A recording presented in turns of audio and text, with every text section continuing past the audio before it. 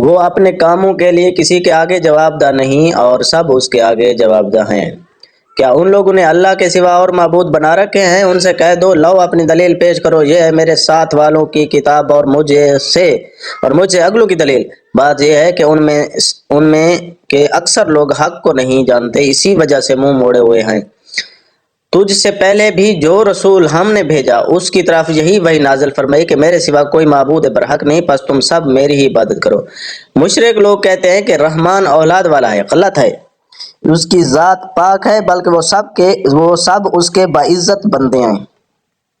کسی بات میں اللہ پر پیش دستی نہیں کرتے بلکہ اس کے فرمان پر کاربند ہیں۔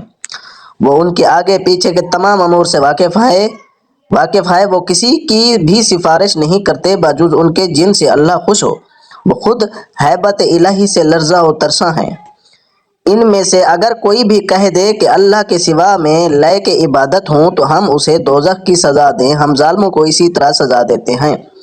کیا کافر لوگوں نے یہ نہیں دیکھا کہ آسمان و زمین باہم ملے جلے تھے، پھر ہم نے انہیں جدا کیا اور ہر زندہ چیز کو ہم نے پانی سے پیدا کیا، کیا یہ لوگ پھر بھی ایمان نہیں لاتے؟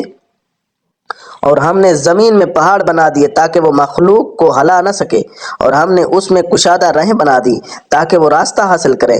آسمان کو محفوظ چھت بھی ہم نے ہی بنایا ہے، لیکن لوگ اس کی قدرت کے نمونوں پر دھیان ہی نہیں دھرتے۔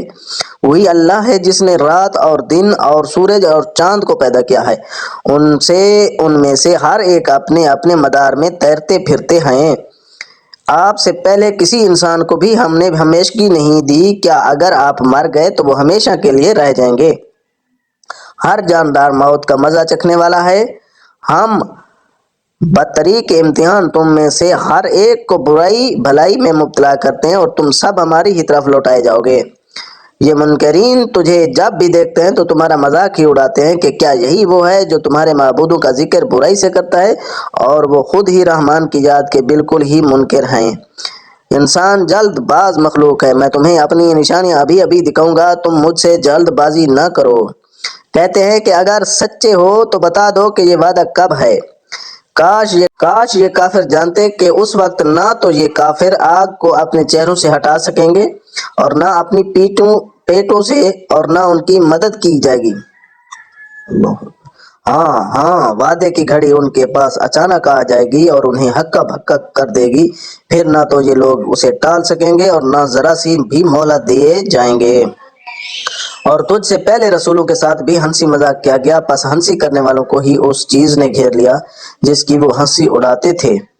ان سے پوچھئے کہ رحمان سے دن اور رات تمہاری حفاظت کون کر سکتا ہے؟ بات یہ ہے کہ یہ لوگ اپنے رب کے ذکر سے پھرے ہوئے ہیں۔